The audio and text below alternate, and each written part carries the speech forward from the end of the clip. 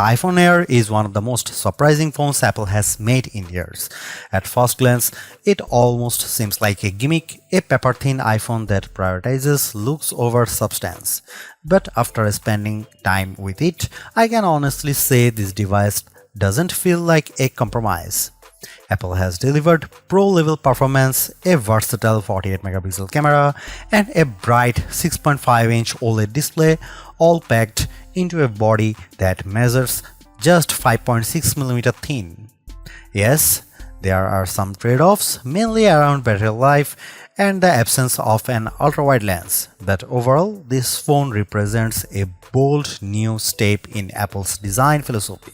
It's a phone you really have to hold in your hand to believe. The iPhone Air doesn't bring the triple lens setup of its Pro siblings, but the single 48-megapixel fusion camera is no slouch. In fact, it's designed to mimic the flexibility of multiple lenses. With 2x optical quality zoom baked in, you effectively get the versatility of 4 lenses in one. The key upgrades is Photonic Engine for improved detail and color accuracy, larger sensor for stronger low-light performance, and center stage 18-megapixel front camera that auto-switches from portrait to landscape when multiple people enter the frame.